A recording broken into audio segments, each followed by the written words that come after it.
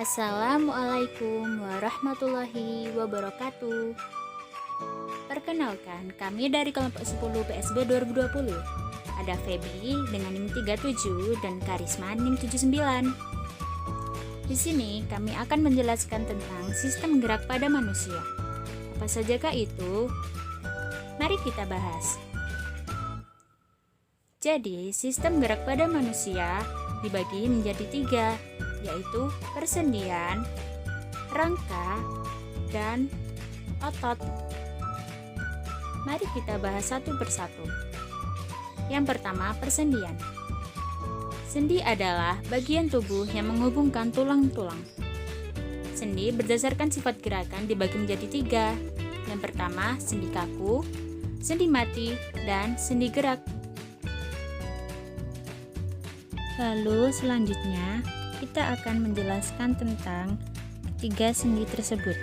Yang pertama, sendi mati. Sendi mati yaitu sendi yang tidak bisa digerakkan. Contohnya, sendi yang terdapat pada tulang tengkorak. Lalu, sendi kaku. Sendi kaku yaitu sendi yang dapat digerakkan namun terbatas. Contohnya, sendi yang terdapat pada tulang antarwas belakang dan tulang rusuk.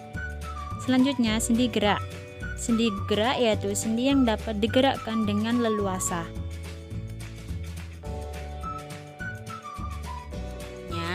Kita akan membahas tentang sendi berdasarkan arah pergerakan. Yang pertama, sendi geser. Sendi geser yaitu gerakan antar tulang satu menggeser yang lain. Contohnya, sendi pergelangan tangan ruas belakang. Lalu ada sendi engsel. Sendi engsel yaitu sendi dengan pergerakan satu arah. Contohnya, sendi pada tulang lutut dan siku. Lalu, sendi peluru. Sendi peluru yaitu sendi yang bergerak ke segala arah. Contohnya, hubungan antara tulang lengan atas dan gelang bahu. Selanjutnya, yaitu ada sendi putar. Sendi putar yaitu salah satu ujung tulang membuat gerakan berputar pada ujung tulang lain. Contohnya, antara tulang atlas dan tulang tengkorak. Sendi gulung yaitu sendi yang gerak rotasi pada poros, tapi gerakannya terbatas. Contohnya, hubungan ujung telapak tangan dengan ujung tulang jari tangan. Lalu sendi pelana. Sendi pelana yaitu gerakan dua arah dari samping dan depan. Contohnya, tulang pangkal ibu jari. Nah, berikut ini merupakan cara kerja sendi, yaitu ada sendi geser, sendi engsel, dan sendi gulung. Lalu selanjutnya ada cara kerja sendi dari sendi putar, sendi peluru, dan sendi pelana. Hai, lanjut ke materi selanjutnya ya. Kali ini kita akan membahas tentang rangka. Kalian tahu nggak apa itu rangka? Rangka merupakan susunan tulang yang saling berhubungan yang bisa bergerak hanya dengan bantuan dari otot sehingga disebut alat gerak pasif. Rangka juga mempunyai fungsi loh. Fungsi rangka yang pertama memberi bentuk tubuh, yang kedua tempat produksi sel darah, yang ketiga melindungi organ tubuh, dan yang keempat tempat melekatnya otot. Rangka mempunyai 3 bagian. Apa sajakah itu? Yang pertama, ada rangka kepala. Yang kedua, rangka anggota badan. Dan yang ketiga, rangka anggota gerak. Di dalam rangka kepala terdapat tulang tengkorak. Apa itu tulang tengkorak? Tulang tengkorak berperan dalam membentuk kepala manusia dan melindungi organ dalam seperti otak dan mata. Bagian-bagian pada tulang tengkorak terdiri dari mandibula dan selanjutnya ada rangka anggota badan. Di dalamnya terdapat tulang rusuk dan tulang dada yang berfungsi untuk melindungi organ jantung dan paru-paru. Tulang rusuk bergabung dengan tulang dada karena dihubungkan oleh tulang rawan yaitu kosta.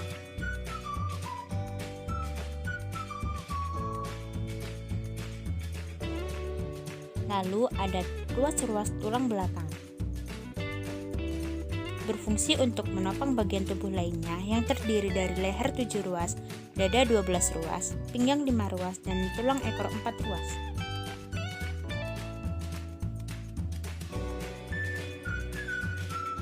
Selanjutnya, ada rangka anggota gerak. Ada dua, yaitu anggota gerak atas dan anggota gerak bawah. Tangan sebagai anggota gerak atas dan kaki sebagai anggota gerak bawah. Yang terakhir, ada gelang panggul. Tulang gelang panggul berfungsi untuk menghubungkan kaki dengan rangka anggota gerak.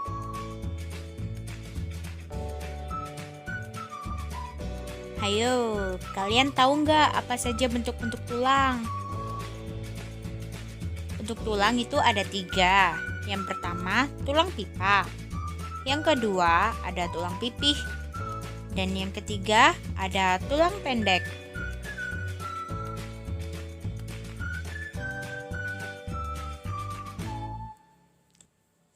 Yang pertama ada tulang pipa.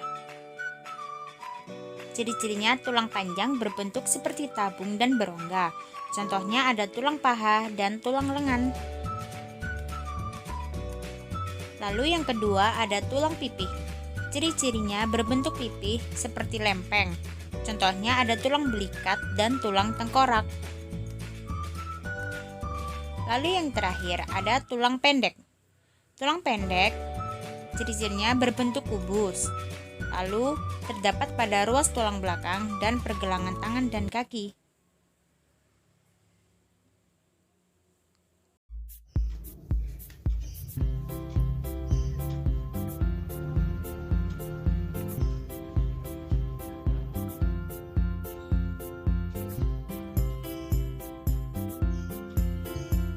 Selanjutnya, kelompok kami akan membahas tentang otot.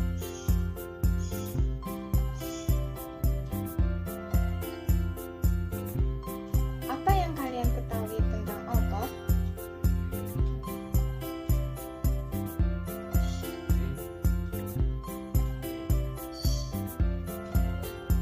Otot adalah kumpulan sel otot yang membentuk jaringan dan berfungsi untuk menggerakkan organ tubuh.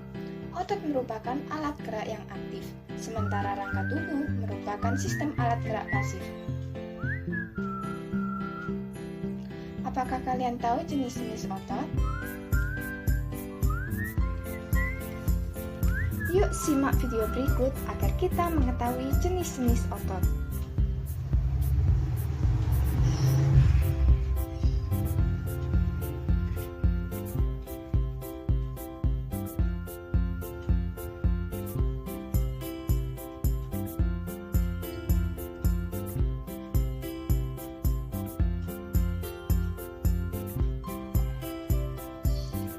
Otot dibagi menjadi 3 jenis, yaitu otot polos, otot lurik, dan otot jantung.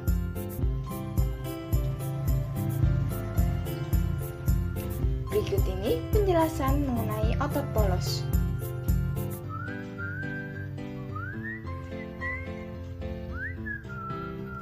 Otot polos merupakan jaringan otot yang memiliki struktur sel-sel berbentuk kumparan halus, yang masing-masing selnya mengandung inti berbentuk oval. Jaringan ini mempunyai fibril yang homogen.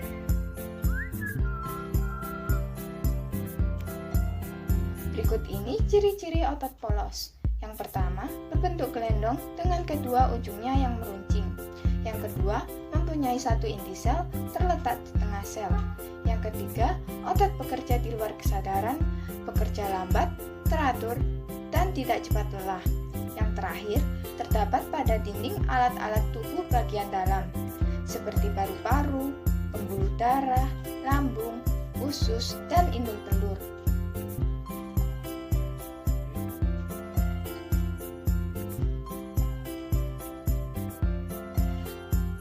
Selanjutnya, otot lurik.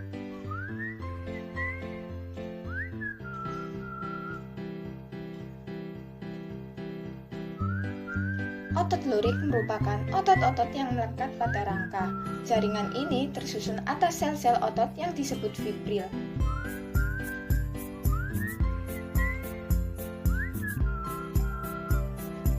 Ciri-ciri otot lurik antara lain: sel otot lurik berbentuk silinder yang memiliki bagian gelap dan terang, memiliki inti banyak. Otot bekerja atas kesadaran perintah otak, sehingga dapat mengalami kelelahan. Yang terakhir, otot melekat pada rangka sehingga disebut otot rangka.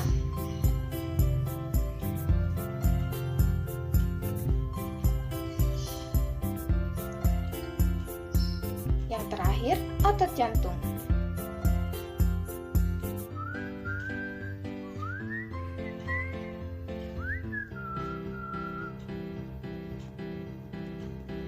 Apa kalian tahu mengenai otot jantung?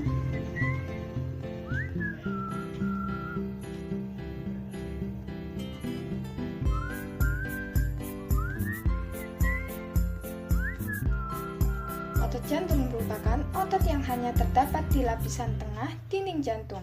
Sel-selnya berinti satu. Di bawah mikroskop, jaringan ini menyerupai otot lurik karena menunjukkan adanya bagian gelap dan terang yang berselang-seling. Ciri-ciri otot jantung yakni sel otot jantung berbentuk serabut lurik yang bercabang-cabang. Sel mempunyai satu atau banyak inti sel dan terletak di tengah serabut. Bekerja di luar kesadaran dan dipengaruhi oleh persediaan oksigen yang cukup. Berikut ini fungsi-fungsi dari otot.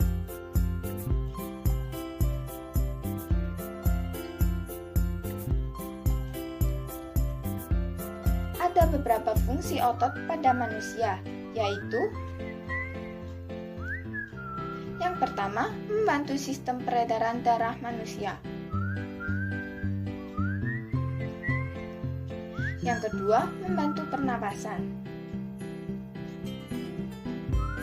Dan yang terakhir, membantu dalam proses pencernaan manusia.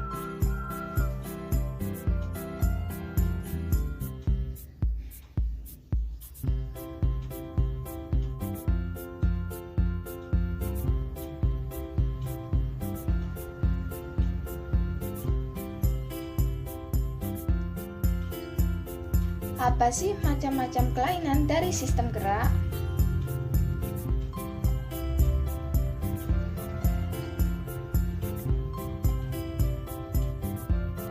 Gangguan dan kelainan pada sistem gerak dapat terjadi pada tulang ataupun otot.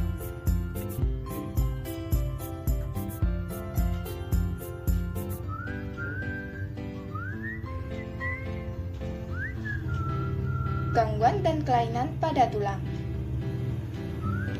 Yang pertama ada gangguan mekanik. Gangguan mekanik umumnya disebabkan oleh benturan atau tekanan dari luar tubuh. Akibatnya, tulang menjadi patah atau retak dan disebut sebagai fraktura. Berikut ini jenis-jenis fraktura. Yang pertama fraktura sederhana, yang kedua fraktura sebagian, yang ketiga fraktura kompleks, dan yang terakhir fraktura berganda.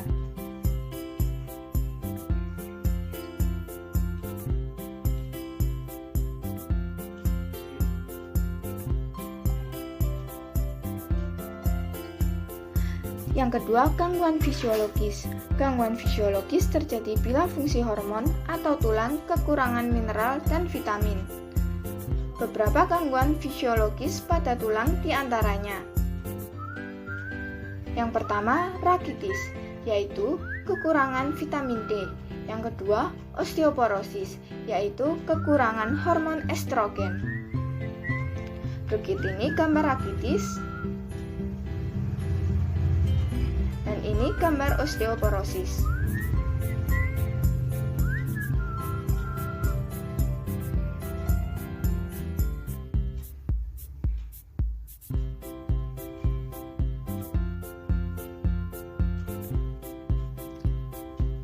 Yang ketiga, gangguan tulang belakang.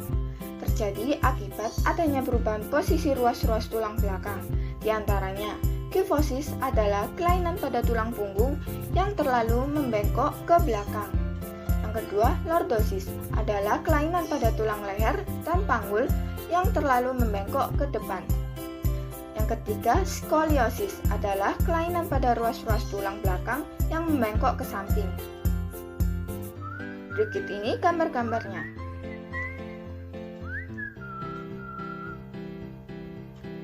Gangguan dan kelainan pada otot.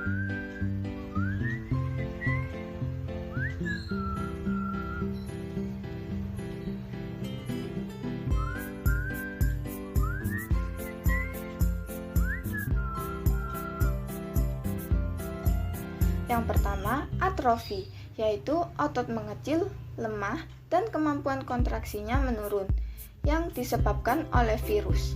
Yang kedua, hipertrofi, yaitu otot berkembang menjadi besar yang disebabkan otot dilatih terus-menerus. Yang ketiga, hernia abdominal, yaitu dinding otot perut sobek. Yang keempat, kaku leher, yaitu radang pada otot leher sehingga leher terasa sakit dan kaku. Yang kelima, tetanus, yaitu otot terus-menerus berkontraksi, sehingga menjadi kejang dan tidak dapat berkontraksi lagi. Sekian video dari kelompok kami. Jangan lupa like dan komen, serta jangan lupa di-share juga ya.